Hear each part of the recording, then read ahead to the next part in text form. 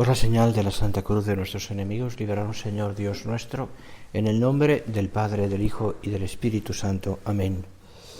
Señor mío y Dios mío, creo firmemente que estás aquí, que me ves, que me oyes. Te adoro con profunda reverencia. Te pido perdón de mis pecados y gracia para hacer con fruto este rato de oración. Madre mía Inmaculada, San José mi Padre y Señor, Ángel de mi guarda, interceded por mí.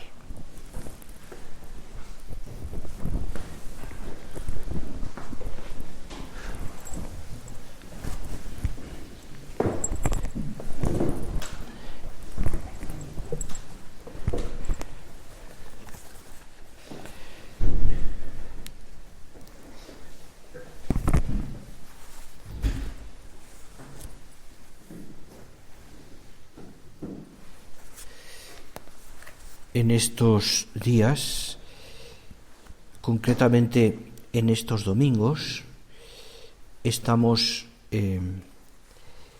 leyendo el Evangelio que introduce, y lo leeremos estos próximos domingos, aquel largo discurso del Señor en Cafarnaún, precedido por el milagro de los 5 panes y los 2 peces, en el que el Señor va desgranando poco a poco el misterio de la Eucaristía, su presencia real y sobre todo la Eucaristía como alimento. El que no come mi pan y bebe mi sangre no tiene vida en mí, etcétera, ¿no? Esas palabras que resultan realmente fuertes para quienes la escuchan y para quienes, incluso para los apóstoles, los discípulos, y de hecho es como el punto de inflexión en el cual, a partir del cual, pues muchos de ellos dejan de seguir al Señor, porque no entienden aquello.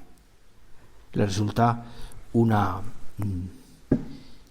aberración, sí, seguramente lo vieron así, algo imposible de entender, imposible a la mentalidad que aquellos hombres tenían, ¿no? Sin embargo, el Señor, cuando explica ese misterio, que lo hace de una manera además tan clara, porque no deja lugar al error ni a la duda, pues el Señor reitera esas palabras después cuando le dice a los apóstoles y ellos se quieren ir también, hasta que sale Pedro, que en ese momento pues actúa como lo que es, como príncipe de la Iglesia, como cabeza. ¿A quién iremos, Señor? Tú tienes palabras de vida eterna. Esas palabras que tú y yo todos los días escuchamos en la liturgia, en el Evangelio, en la Santa Misa, es el tema de nuestra oración esta mañana. Esas palabras que siempre nos llenan el corazón, y que cuando uno las medita después más detenidamente en la oración, cosa que te recomiendo, llevar de vez en cuando los textos de la misa, cuando las vuelve a releer, se da cuenta de la grandeza y sobre todo de la belleza y la profundidad que tienen toda la liturgia y especialmente los textos de cada día. Y esas palabras llegan al corazón de los apóstoles y entienden, especialmente después de Pentecostés, mucho más lo que el Señor les ha dicho. Pasan el tiempo y después de aquel día, los apóstoles, sentados a la mesa en la última cena con el Señor, son protagonistas y testigos también de eso que el Señor les dijo en Cafarnaún. Es entonces aquel Jueves Santo cuando el Señor les dice claramente, les confecciona, por así decirlo, ese misterio del cuerpo y la sangre de Cristo. Cuando llegó la hora, se puso a la mesa y los apóstoles con él, y les dijo: ardientemente he deseado comer esta Pascua con vosotros antes de padecer, porque os digo que no la comeré más hasta que se cumpla en el reino de Dios. Y tomando el cáliz dio gracias y dijo: tomadlo y distribuidlo entre vosotros, porque os digo que desde ahora no beberé del fruto de la vid hasta que llegue el reino de Dios. Tomando el pan dio gracias, lo partió y se lo dio diciendo: esto es mi cuerpo, que es entregado por vosotros. Haced esto en memoria mía. Asimismo el cáliz, después de haber cenado, diciendo: el cáliz es la nueva alianza en mi sangre, que es derramada por vosotros. Sabes que el Señor pues hace este misterio, ¿no?, en el que instituye la Eucaristía, y a los sacerdotes y a los apóstoles como sacerdotes, pues después de haber hecho ya la cena pascual, la cena judía. De hecho, los discípulos estaban esperando la señal de levantarse, entonar las oraciones finales, cuando el Señor cambia el chip, por así decirlo, y empieza a decirles algo que no estaba previsto en la cena judía. Conocían muy bien los ritos. Y es cuando el Señor les habla, les abre el corazón y les dice lo que va a ser aquello. Creo que no es fácil, ¿no? Podríamos intentarlo, y lo hacemos en nuestra oración siempre, ¿no?, situarnos en el silencio, en el clima de intimidad y de amor en el que se efectúa ese prodigio. Podríamos decir que con nuestro Padre, que todos los modos de decir de este misterio resultan pobres si pretenden explicar, aunque sea de lejos, dice nuestro Padre, el misterio del Jueves Santo. Pero no es difícil imaginar en parte los sentimientos del corazón de Jesucristo en aquella tarde, la última que pasaba con los suyos, antes del sacrificio del Calvario.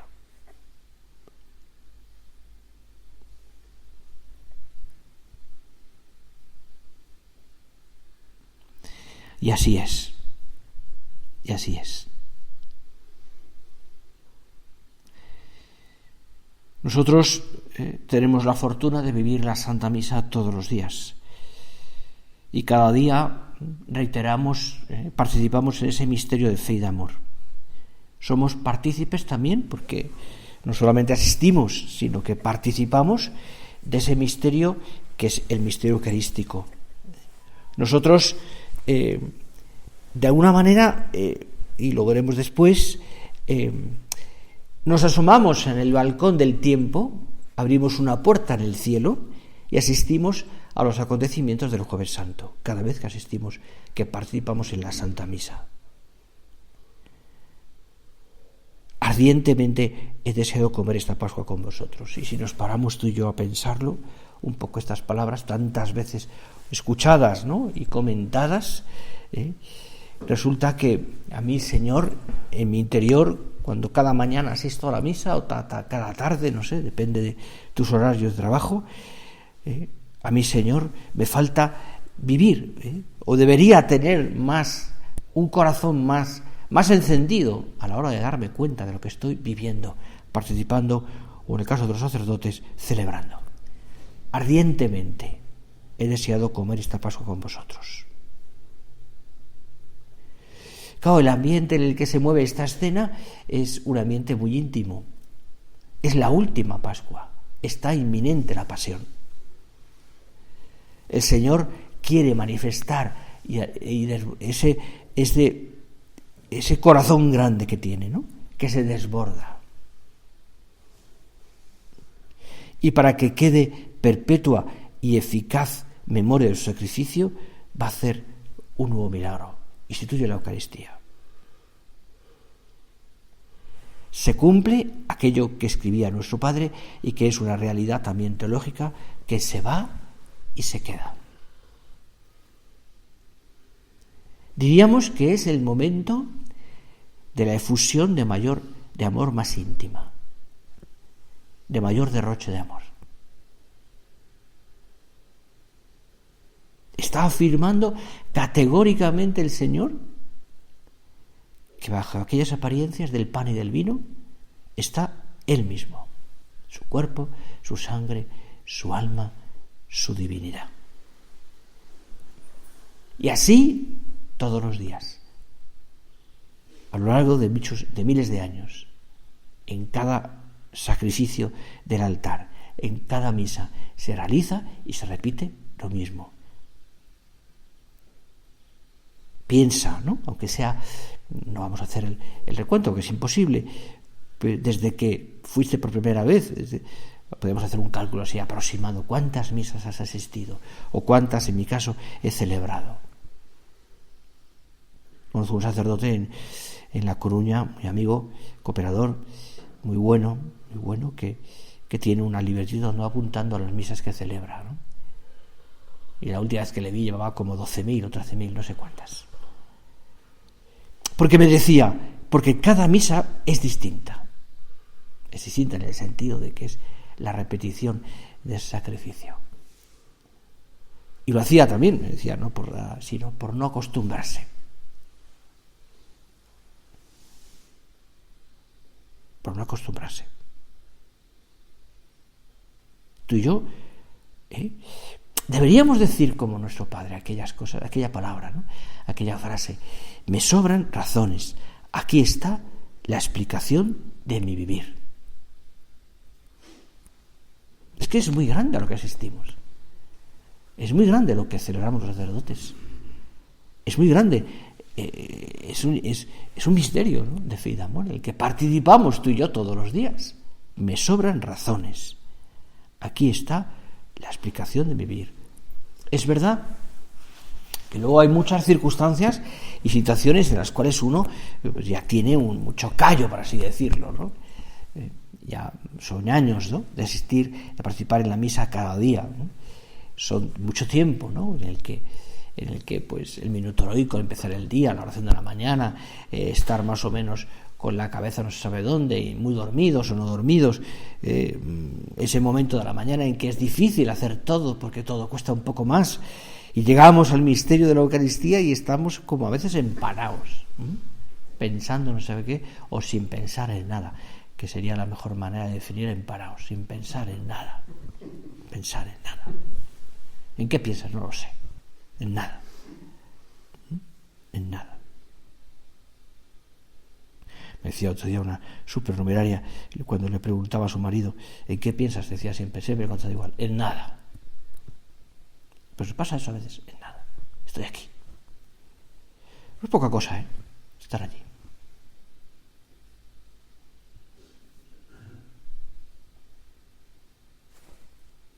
Bueno, las circunstancias son las que son. Nosotros somos los que somos. Pero entendemos y sabemos muy bien, ¿no?, que lo que estamos viviendo es algo grandioso. ¿Debería yo actualizar ese sentimiento o ese conocimiento de la grandeza a lo que asisto, participo, realizo, celebro? Sí. ¿Debería ser consciente cada día de lo que estoy viviendo? Ojalá.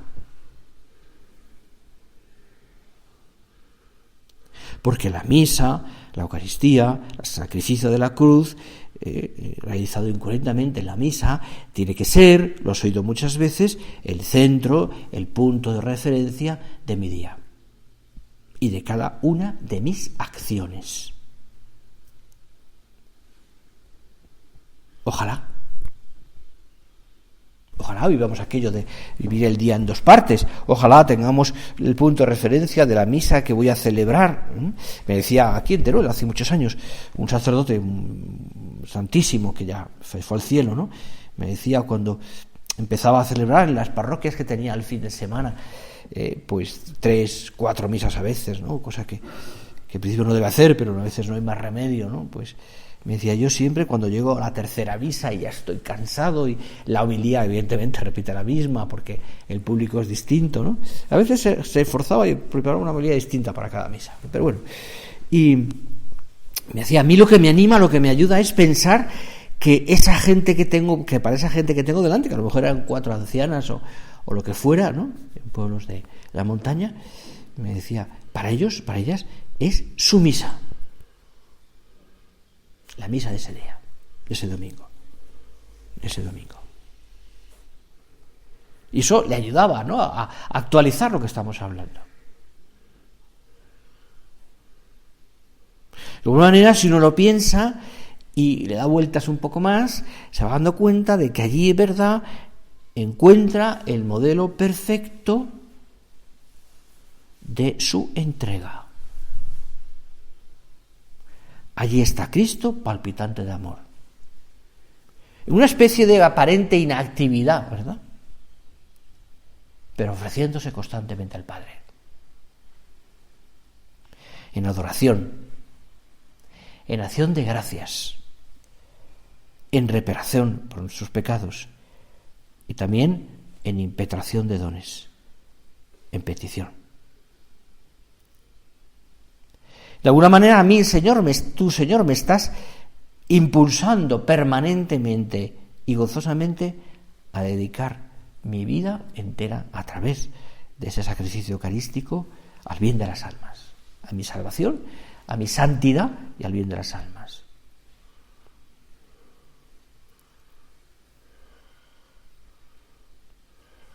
Podríamos decir, ¿no?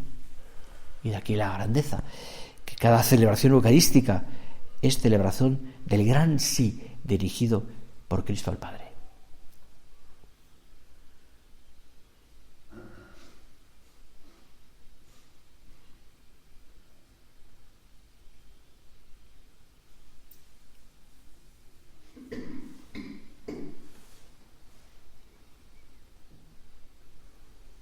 Conmemora simultáneamente el cumplimiento del sacrificio que se ha realizado en el misterio también de la resurrección.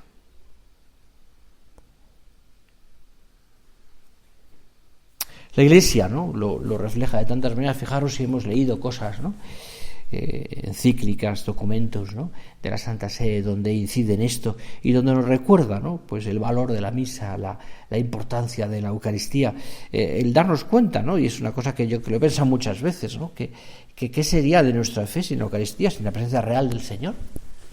Andaríamos huérfanos. ¿Qué sería si nuestras iglesias, si tuviéramos esa luz encendida, ¿dónde está el Señor?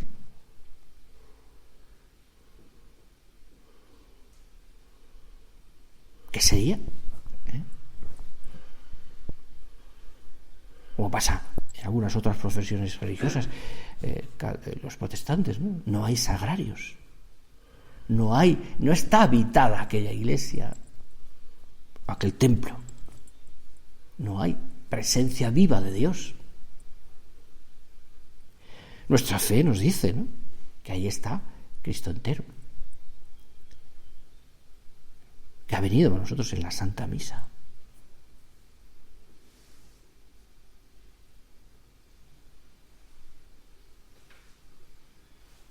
Ahí está el Señor.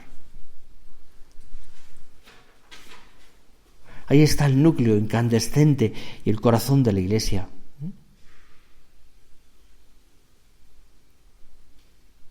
Decía el Papa tomaba el texto de otra persona, es de un beato, pero lo citaba el Papa Juan Pablo II en homilía. La Eucaristía es la más bella expresión del amor de Jesucristo a los mortales.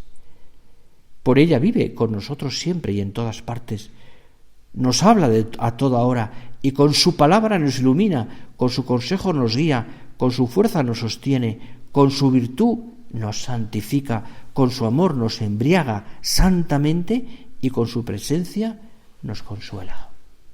Cosa tan bonita. Es como un programa perfecto, ¿no?, de esta consideración. Nos guía, nos sostiene, nos santifica, nos embriaga santamente y nos consuela. Es como un retrato, yo diría, fiel y expresivo del corazón de Jesús. Desear estar siempre con quien amamos. O quien amamos.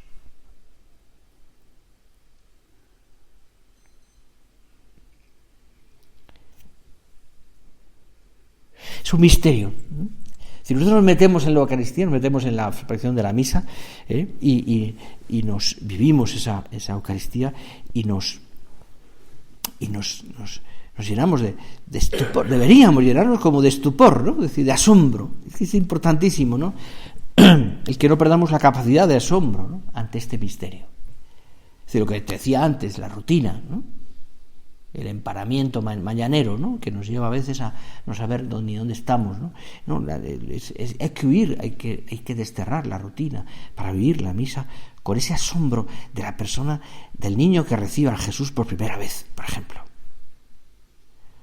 Me toca todos los años dar bastantes primeras comuniones por oficio, ¿no?, y por las parroquias y por la labor del colegio, ¿no? Y yo siempre me sorprendo ante la cara de esos niños o niñas cuando reciben a Jesús por primera vez. Andaba un día en el colegio donde estaba antes, por la mañana temprano, poniendo al Santísimo, sacándolo de la caja fuerte para llevarlo al sagrario. Lo guardamos, como es lógico, en una caja fuerte.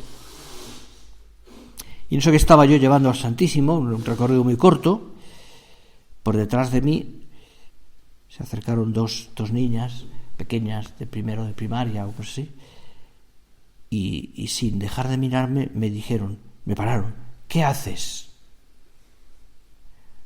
Y entonces les dije, al nivel de una niña que puede entender, o un niño de esa edad: estoy llevando a Jesús a su casita. Y entonces me miraron con una cara de asombro y me dijeron: ¿nos lo enseñas? Me quedé un poco dudoso en ese momento qué hacer, y les dije: vale, pero con una condición. Y les puse la condición de que rezaran por los sacerdotes, etcétera, etcétera, una serie de cosas. Y entonces abrí un poquito el copón, unos milímetros para que vieran, y la cara de asombro que pusieron no te la puedes imaginar. Las formas nomás. Pero se me quedó grabado la cara de asombro de aquellas criaturas. Y yo pensé, ¿no?, que no pierda yo, Señor, esa capacidad de asombro. Cuando tengo al Señor en mis manos, o cuando digo: esto es mi cuerpo, este es el cáliz de mi sangre. Que no pierda yo esa capacidad de asombro. De ahí que nos preparemos, de ahí que demos gracias, de ahí que repita o repase, mejor dicho, pues lo que significa la misa, el bien que me hace, las cosas que yo puedo también vivir ahí en la Santa Misa, cuántas cosas puedo poner, las necesidades mías de la obra, del Padre, de la Iglesia, de tu centro, de miles de cosas, de tu familia, de tus amigos, es el núcleo, es la fuerza, es donde tenemos pues eso, ¿no?, la grandeza de donde vivimos cada día, el centro de nuestro día, y la grandeza de nuestra vocación está ahí.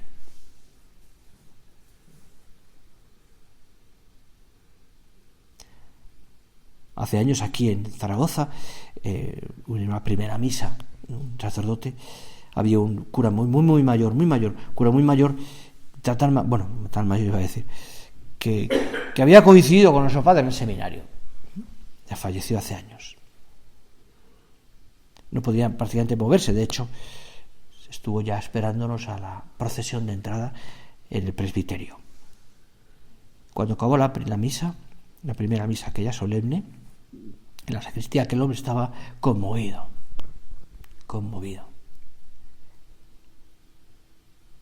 Y le decía a este nuevo sacerdote: mira, tengo que dar muchas gracias a Dios toda mi vida, porque todos los días de mi vida, el pobre estaba ya mal, de hecho murió poco tiempo después, he podido celebrar la misa, y eso da sentido a mi vida. Entonces ya con celebraba, porque no podía más, pero he podido celebrar la misa. Prepararnos, vivirla intensamente, seguirla, dar gracias, poner intenciones, saber que estamos viviendo algo grandioso, no perder la capacidad de asombro ante este misterio de fe y de amor. Lo necesitamos. El Señor se sirve.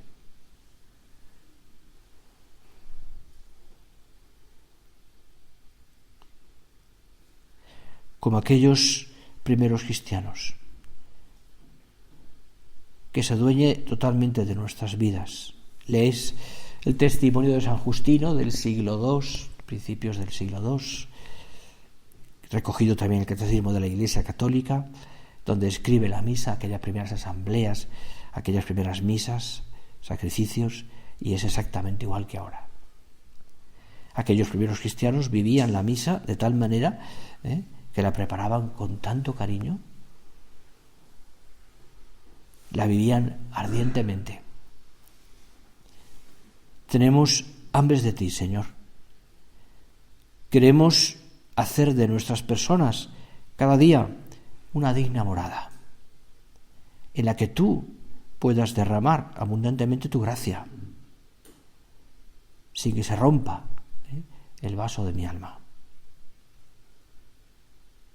Tu Señor, decía don Álvaro, todos los días te nos entregas como vino nuevo.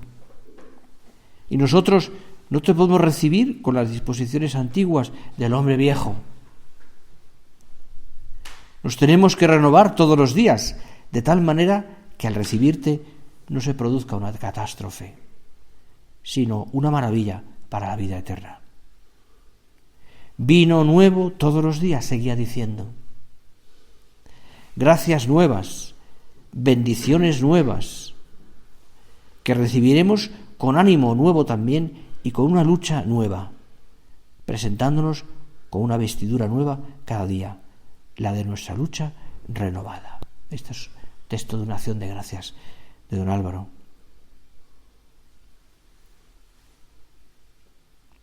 Y pensamos pues en esos relatos que nos han contado de la misa de nuestro Padre, su primera misa aquí en Zaragoza, la última misa aquel 26 de junio, o don Álvaro, la última misa en el cenáculo. Y nos gustaría vivir, Señor, cada misa, cada día de esa manera, como si fuera la última vez. Como si fuera la última vez. ¿Cómo te trato yo ahora, Señor?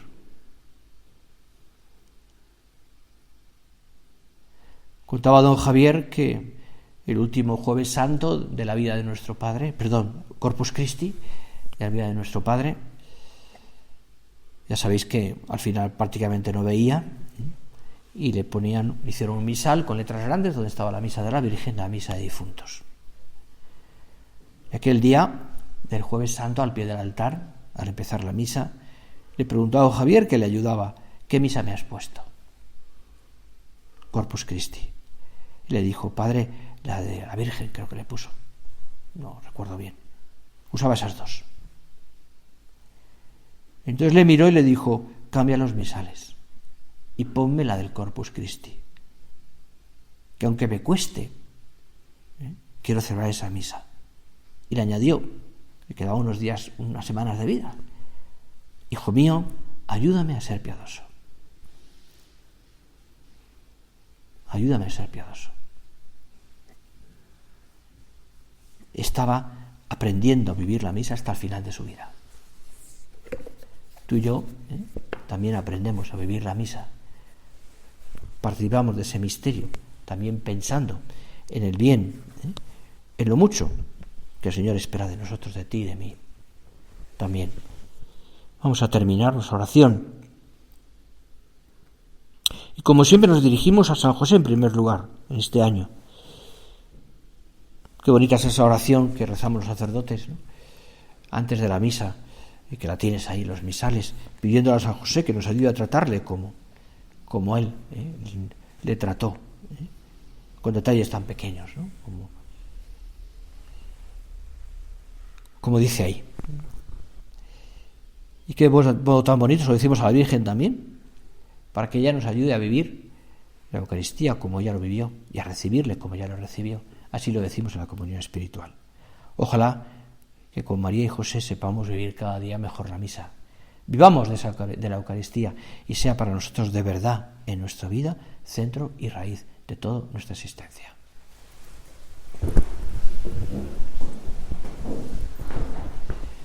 Te Te doy gracias, Dios mío, por los buenos propósitos, afectos e inspiraciones que me has comunicado en esta meditación. Te pido ayuda para ponerlos por obra, Madre mía Inmaculada. San José, mi Padre y Señor, Ángel de mi guarda, interceded por mí.